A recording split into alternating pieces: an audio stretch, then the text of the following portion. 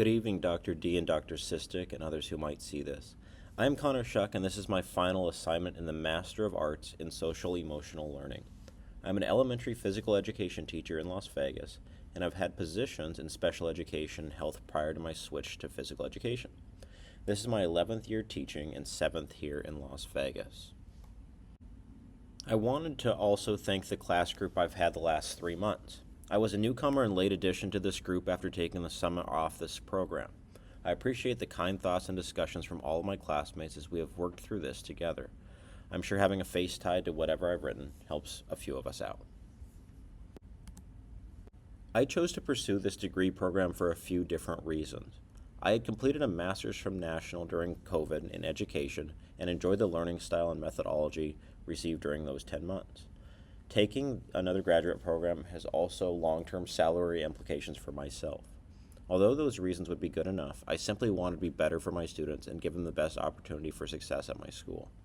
As I have written about in the last 2 months during the discussions, I teach at a Title I school where we have our own unique challenges. 100% of our students qualify for free or reduced breakfast and lunch. Our diverse makeup of students is much higher than surrounding communities. Our homelessness rate is high, and the safety net for many of our students is only at school.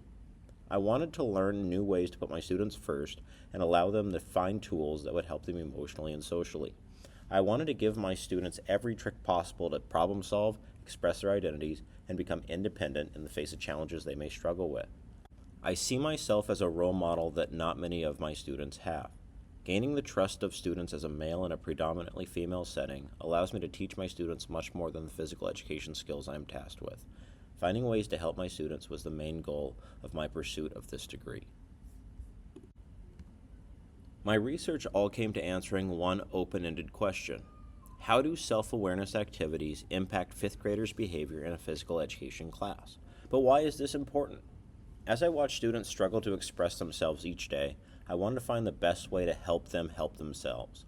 I wanted to not only find out what research says may help my students, I wanted the students to be active learners in exploring the feelings we have and how those feelings lead us to act around others.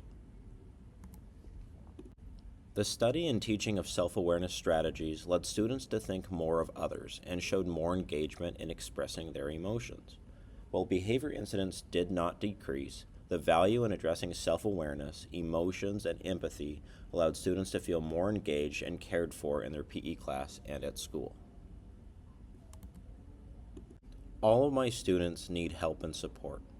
All of my school is low-income students. We are very diverse. Our behavior incidents at our school and in the district are high and rising. Our students need help. I wanted to research the best ways to find success in our students. What can we do to help our students learn to manage their behavior and understand that the way they control their emotions has a direct effect on their lives? What tools can we give our kids to make them feel that school is a safe and great place to be? My goal for students during this project was to give them new ways to understand their emotions. By creating new understanding, students could link their emotions and self-awareness to their behavior. Steps to this research included a pre- and post survey on managing their emotions, use of an emotions chart before class, and direct instruction about empathy and emotion management, tracking of behavior incidents, and formative feedback throughout the 4-week unit. While researching evidence to support my own research question, there were common themes that became apparent. These themes became the backbone of my review of literature. The themes included social emotional learning, restorative justice, emotions, self-awareness, behavior management, and expectations. Relying heavily on past research created an outline of what I knew was possible to achieve in the study. Utilizing past research, I set out to conduct my study over a 4-week period.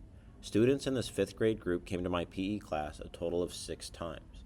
The students performed the survey during the first and last class. The beginning of each class was started with an emotions check-in utilizing an emotions chart. Students picked what emotion they felt and had the opportunity to share why when they were asked. Students then discussed empathy and decision-making and how our emotions affect our choices.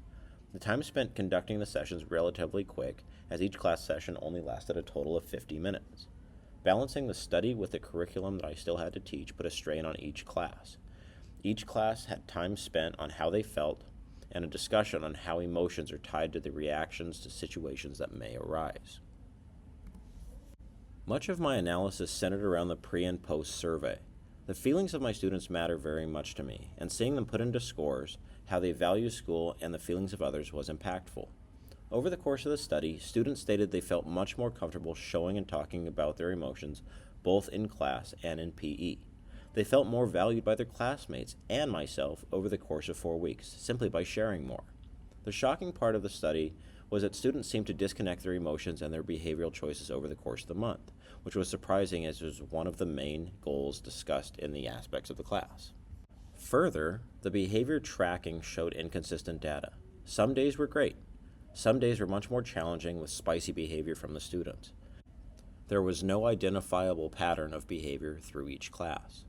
The emotions check-ins each class were also interesting. The kids loved doing the check-ins. They loved sharing how they felt, but every day was all over the place. Most were happy one day and then sad the next. The research did not discuss why they were sad, but follow-up conversations with students clarified the answers I needed to better help them. The largest growth, according to the surveys, was with the students' willingness to communicate about their feelings both in PE and while at school. The students spent a significant amount of time not only sharing on their own feelings, but listening to others do the same. This created an environment of open communications that the students felt as well. Another high rate of personal growth was the value category of the survey. There were average scores on the pre-survey, but students indicated they felt very valued by teachers and peers following the study. The shift in class to open dialogue and sharing really seemed to hit a nerve with students as they felt more cared for when it came to physical education. I have noticed during the last few months following the study, students are much more interested in physical touch greetings such as fist bumps and hugs after the open dialogue about emotions was established compared to the hellos we would get beforehand. The last gain that was witnessed was the willingness to problem solve and reflect on choices in class. Although the behavior incidents did not go down, the ability to reflect on actions taken and the response to emotions was welcomed by many of the students, even after negative contacts with their teacher. Furthermore, students ask each class if they can do the emotions check-ins, not because it is required, but they now enjoy sharing how they feel and can better regulate their feelings. Overall, students felt more comfortable in physical education. Since the research has concluded, students are much more willing to be open about how they feel and show more maturity when in class. The research was not only interesting to conduct, but raised my awareness of how little changes can make dramatic and noticeable change in the well-being of students. I think the quote is accurate. I had no idea what might happen in my results, and it was clear in my limitation that there were many things I did not think of when planning the study. The limitations of the study revolved primarily around time and the schedule and logistics I had to adhere to. First, the amount of consent that was given by students and parents eliminated a number of students. This deficit was increased due to their chronic absenteeism that resulted in a sizable number of students not being able to attend PE classes. Secondly, the selected 5th grade class was paired at the last minute with a 4th grade class with wildly different behaviors. This led to class sizes over 60 students, making behavior management a challenge and may not have led to accurate behavioral incident numbers. The argument can be made that there were relatively small amounts of behavior incidents in each class when you look at the total number of students and their time in PE. Knowing this, the representation of behavior might be inaccurate. Lastly, students felt the way they did coming to their PE class simply because they felt the way they did. Students may have had a rough day in their general education class.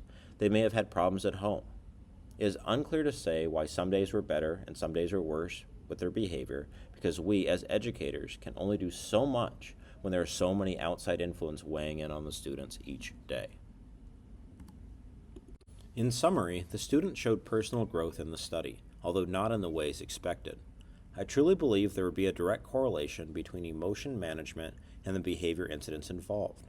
Although this was not evident, the increase in self-value as well as the willingness to discuss emotions was a wonderful payoff of the study. The biggest takeaway from this 4-week research project and possibly the degree program is the realization that we, as educators, can only do so much to change students. We can teach academics and meaningful lessons in SEL, but if the student priority is not what we think it should be, they will not flourish in what we are asking them to accomplish. We must treat every student as an individual and understand that each will grow in different directions and at their own pace. The students grow as an average during the study, but long-term effects are still unclear. I was very surprised by how my students responded to the research month. Each were very willing to do emotion check-ins and were eager to share at a deeper level. My goal was to link behavior, and it seems like the students went out of their way to not make the connection, even though it was discussed repeatedly. I enjoyed the project with this group of students and want to include more in my class. The understanding gained from the research opens the door to further study. Doubling or tripling the amount of time spent on the same research question would be interesting to see if the results stayed consistent or got better. Increasing the amount of time spent each class on SEL concepts would only lead to positive change, and a change that would be fascinating to see. This is a good time to pause, and we can ask questions or answer questions if we have them. The last slide here is just a thank you. It feels good to be done. I feel as though I've learned valuable skills and truly feel the SEL activities learned will benefit my students. Thank you for the assistance in the research project as well as the action research report. Thanks to both sets of classmates I've had over the last 13 months, and a big good luck to everyone using the SEL skills going forward in your teaching. I know my kids have already benefited. My next part here is the manifesto, and we can chat. Thanks for listening.